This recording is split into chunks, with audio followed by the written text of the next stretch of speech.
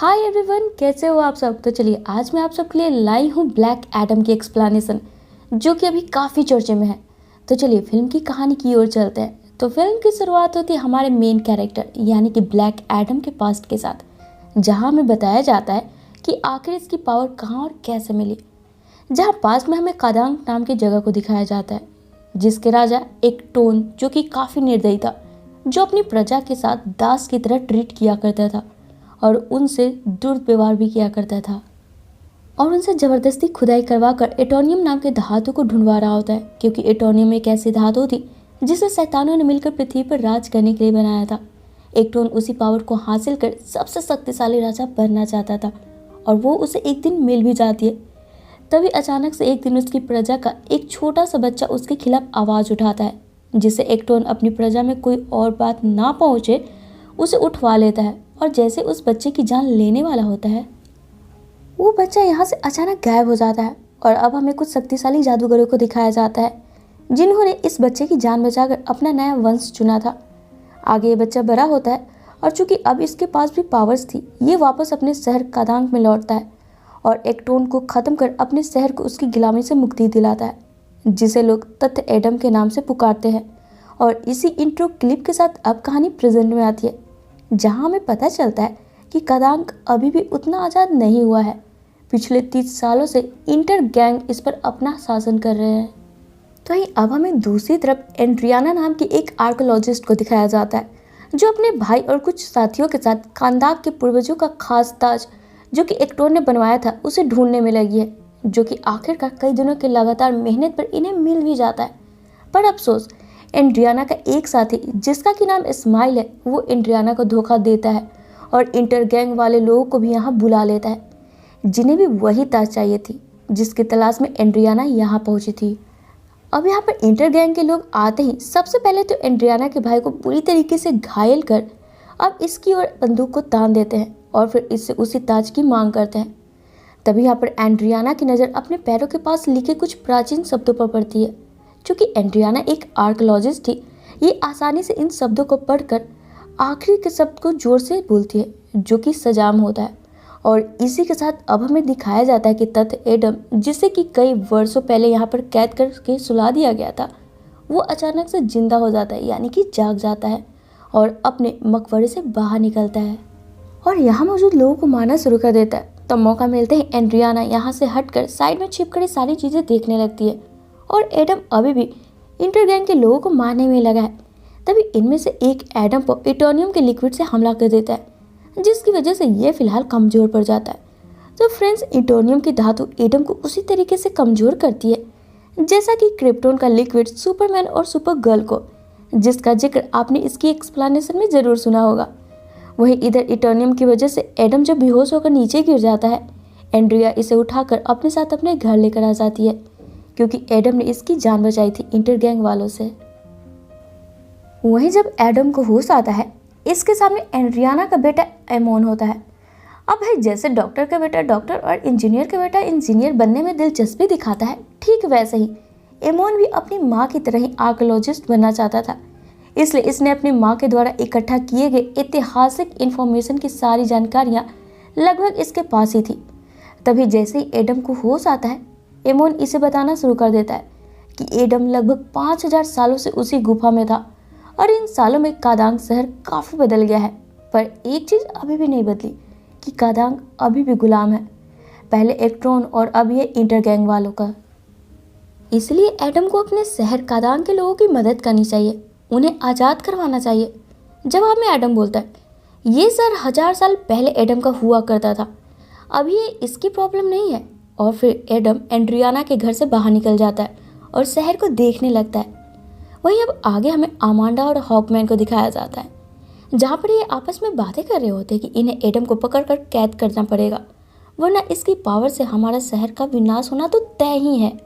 अब ये सब सुन हॉकमैन डॉक्टर फेट, साइक्लोन और एटम यानी कि अपने जस्टिस सोसाइटी के मेंबर को ये सारी बातें इन्फॉर्म करता है, जिसके बाद अब ये लोग एडम को पकड़ने के लिए निकल पड़ते हैं। तो इधर इंटर गैंग के लोग भी ताज को ढूंढते हुए एंड्रियाना के घर पहुंचते हैं और फिर एंड्रियाना और इसके बेटे पर अटैक करने लगते हैं, जिसे देख एडम इन्हें बचाने के लिए इंटर गैंग को कूटना शुरू कर देता है।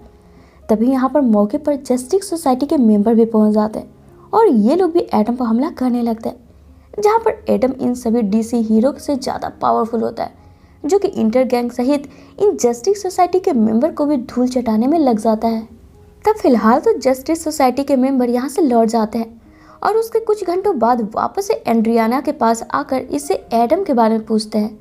जवाब में एंड्रियाना इन्हें एडम का पता बताने से इनकार कर देती है, ये बोलते हुए कि वो तो हमारा रक्षक है, तुम लोग कौन हो और आज तक हमारी मदद तो कभी नहीं करी। जिस पर ये लोग एंड्रियाना को ये कन्विंस करने में सफल हो जाते हैं कि जिसे एंड्रियाना एक रक्षक समझ रही है, दरअसल वही 5000 साल पहले खानदान के बर्बादी का कारण बना था। तब ये सब सुन एंड्रियाना इन जस्टिस सोसाइटी के मेंबर को एडम के पास ले जाती है, उनसे बातचीत करने के लिए कि आखिर कौन सही और कौन गलत। अब जब तक ये लोग इन सारी चीज़ों में बिजी होते हैं, एंड्रियाना का धोखेबाज साथी इस्माइल यहाँ आ जाता है और इन सब से छिपकर इंटर गैंग के कहने पर ताज ढूंढने लगता है। और जब इस्माइल के हाथ कुछ भी नहीं लगती है, ये एंड्रियाना के बेटे को किडनैप कर अपने साथ लेकर चला जाता है। पर एमोन भी कुछ कम थोड़े ना था, ये भी किसी तरीके से जुगाड़ करके अपनी मॉम को ये इन्फॉर्म कर देता है कि इस्माइल इसे उठाकर ले गया है। जिस पर एंड्रियाना पहले तो काफ़ी घबरा जाती है और फिर एडम और जस्टिस सोसाइटी के मेंबर दोनों से अपने बेटे को बचाने के लिए मदद मांगती है। जिसके बाद जहां पर पहले जो दो टीम थी, वही अब ये लोग यानी कि एडम और जस्टिस सोसाइटी के हीरो एक साथ मिलकर एमोन को वापस लाने की योजना बनाने लगते हैं। तब सबसे पहले तो यहाँ पर हॉकमैन इंटर गैंग के 2 लोगों को पकड़ लाता है, जिन्हें एडम डरा धमका कर इस्माइल का पता पूछता है। तब इन्हें यह पता चलता है कि इस्माइल एमोन को रेगिस्तान में बने एक खुफिया बेस में ले गया है, जहां एमोन का पता चलते ही ये लोग यहाँ पर पहुँचते हैं। तब इनके साथ एंड्रियाना भी होती है। वही इस्माइल एंड्रियाना को देखकर एमोन के सिर पर बंदूक तान कर बताना शुरू करता है कि दरअसल इंटर गैंग को यही चलाता है। इसी के कहने पर इंटर गैंग के एक सिपाही आज तक खानदान पर अपना राज कर रहे हैं, क्योंकि इस्माइल खानदान के राजा एक्टोन का आखिरी वंश है और इसे वो इटर्नियम से बना ताज चाहिए ताकि इसे भी सुपर पावर मिल सके। अब अपने बेटे के खातिर एंड्रियाना बिना कुछ सोचे समझे ताज इस्माइल को दे देती है। इसके बावजूद भी इस्माइल एमोन को छोड़ने के बजाय इस पर गोली चला देता है, जिसे देख एडम को बहुत गुस्सा आता है और ये अपनी पूरी ताकत से चीखता है, जिसके शरीर से तेज बिजली का झटका निकलता है, जिससे कि इस्माइल यहीं पर जलकर मारा जाता है। तब एडम एमोन को बचा लेता है और फिर शांत होकर जस्टिस सोसाइटी के हॉकमैन को बताना शुरू कर देता है कि दरअसल 5000 साल पहले जिस छोटे लड़के ने एक्टोन के खिलाफ आवाज़ उठाई थी, दरअसल वो एडम नहीं बल्कि इसका बेटा था, जिसकी हत्या जब एक्टोन ने करनी चाहिए थी वो गायब हो गया था, जिसके बारे में किसी को कुछ भी नहीं पता था। तब गुस्से में एक्टोन ने एडम और इसकी पत्नी को बंदी बनाकर खूब जानवरों की तरह पिटाई करी थी, जिसमें एडम की पत्नी तो वहीं मारी गई और एडम की हालत भी उतनी सही नहीं थी। तभी इसका बेटा वापस लौटा था, तब इसके पास सुपर पावर्स थी, जो अपने पिता यानी कि एडम की ऐसी हालत देख इसे बचाने के लिए अपनी शक्तियाँ एडम में ही डाल देती। तभी पीछे से एक्टोन के सिपाही आकर तीरों से इन पर हमला करने लगते हैं, जहाँ पर सुपर पावर्स होने की वजह से एडम तो बच गया, पर इसके बेटे ने इसकी गोद में अपना दम तोड़ दिया था, जिस पर एडम के गुस्से का तो कोई ठिकाना ही नहीं था। और उसी वक्त एडम ने गुस्से में एक्टोन और उसके महल को नष्ट कर दिया था और फिर एडम के गुस्से की वजह से इसका पावर अनकंट्रोल हो गया था, जिसकी वजह से खानदान शहर में काफ़ी तबाही मचाई थी इसने, जिसे देख जिन जादूगरों ने ये पावर्स एडम के बेटे को दी थी वो यहाँ पहुँचते और एडम को यहीं पर कैद कर देते हैं, ये बोलकर कि हमने तो ये पावर्स लोगों की मदद के लिए दी थी, पर ये शख्स और आज़ाद रहा तो पूरी पृथ्वी का ही नाश होना तो तय है।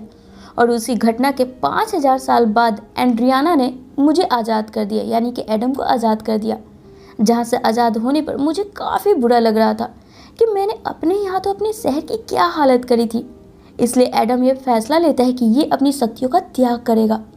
आगे एडम हॉकमैन के साथ मिलकर अपनी शक्तियों को त्याग करने से पहले इसे बताता है कि हॉकमैन एडम के साथ कुछ ऐसा करे कि ये कभी सजाम शब्द ना बोल पाए, क्योंकि उस शब्द को बोलने से इसकी शक्तियाँ वापस लौट आएंगी। जिससे सुन हॉकमैन एडम के मुंह में पाइप लगाकर इसे पानी के बीचों बीच डाल देता है, ताकि ना एडम रहेगा ना ही कोई विनाश होगा। क्योंकि हम सरल भाषा में कहें तो डीसी के जितने भी हीरोज़ हैं ना, एडम अभी तक का सबसे पावरफुल शख्स है, जिसे हम हीरो या एंटी हीरो भी कह सकते हैं। तो दूसरी तरफ अब कहानी में नया ट्विस्ट आता है और हम व्यूअर्स को स्माइल को दिखाया जाता है, जो कि इस वक्त जहन्नुम यानी कि हेल में था।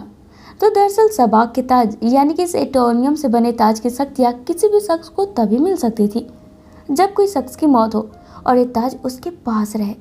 और ये सारी बात इस्माइल पहले से ही जानता था, इसलिए ताज मिलने के बावजूद भी इस्माइल ने एमोन पर गोली चलाई थी ताकि एडम भड़क कर इसकी हत्या कर सके, क्योंकि सारी चीज़ें इस्माइल के प्लान के अकॉर्डिंग ही चल रही थी। यहाँ हेल में इस्माइल के 6 डेमन शर्त के मुताबिक अपनी अपनी पावर्स इस ताज के जरिए इस्माइल को दे देते हैं, जिसकी वजह से अब यहाँ पर इस्माइल वापस से जिंदा हो जाता है और इस बार खुद सबाक बनकर यानी कि शक्तिशाली शख्स बनकर, जो कि जिंदा होते ही अपने पूर्वज एक्टोन की तरह ही लोगों को दर्द पहुंचाने लगता है, उन पर अत्याचार करने लगता है, जिसे रोकने के लिए जस्टिस सोसाइटी के मेंबर आगे आते हैं। पर सबाक इतना शक्तिशाली था, बिल्कुल एडम की तरह ही, कि इसे रोकना असंभव हो रहा था। अब इतना कि डॉक्टर फेट के मल्टीपल फॉर्म से भी इसे कोई फर्क नहीं पड़ रहा था। तब डॉक्टर फेट टेलीपैथी की मदद से ये बात एडम को बताकर उसे मदद मांगता है कि अब भाई तुम ही हो जो इस प्राणी का मुकाबला कर सकते हो, जिसे सुन एडम दोबारा से जाग जाता है और फिर पानी से निकलकर जोर से सजाम शब्द बोलकर चीखता है। तब इसकी शक्तियाँ वापस इसके पास लौट आती हैं। तो इधर अब हम युद्ध के मैदान में देखते हैं, जहाँ पर सबाक से लड़ते वक्त डॉक्टर फेट की मौत हो जाती है, जिसे देख बाकी बचे मेंबर्स सबाक को रोकने लगते हैं। तभी यहाँ पर ब्लैक एडम पहुँचता है और फिर शुरू होती है यहाँ पर सबाक वर्सेस ब्लैक एडम की जोरदार वाली फाइट, जिसमें कि एडम सबाक के सिर को पकड़कर इसके 2 भाग करते हुए इसकी हत्या कर देता है, जिसे देख खानदान के लोग अब से ब्लैक एडम को अपना रक्षक कहकर बुलाने लगते हैं। और इसी के साथ ये फिल्म यहीं पे खत्म हो जाती है। तो फ्रेंड्स, अब इसी के साथ अब बात करें इस फिल्म के मिड क्रेडिट सीन की, तो यहाँ पर अमांडा ब्लैक एडम को बोल रही होती है कि भले ही तुम खानदान के रक्षक हो अब, पर तुम वहाँ तक ही सीमित रहना, इससे बाहर निकलने की ज़रूरत नहीं है। जिस पर ब्लैक एडम को अमांडा का ये ऑर्डर बिल्कुल पसंद नहीं आता है कि कोई इस पर हुक्म चलाए, और ये अमांडा की बातों को सीधे मुँह इग्नोर कर देता है। जिस पर अमांडा बोलती है, कोई नहीं, मैं किसी ऐसे शख्स को जानती हूँ जो कि तुम्हें रोक सकता है। और इसी के साथ एंट्री होती है सबके चहेते यानी कि सुपरमैन की, जो कि ब्लैक एडम के पास आकर बोलता है हमें बैठकर बात करनी चाहिए। और इसी के साथ ये सीन यहीं पर कट हो जाती है। तो फ्रेंड्स, आपको ये फिल्म ज़रा सा भी पसंद आई हो ना, तो इस वीडियो को लाइक और शेयर करना बिल्कुल ना भूलें। और साथ ही अगर आप मेरे चैनल पर न्यू हो तो इसे ऑल बेल नोटिफिकेशन के साथ सब्सक्राइब जरूर कर लें, ताकि मैं जब भी अपने चैनल पर नया वीडियो डालूँ ना, आपको उसका नोटिफिकेशन मिल जाए और मुझे आप सबका सपोर्ट। तो चलिए फिर मिलते हैं अपने नेक्स्ट वीडियो में। Till then take care and bye bye.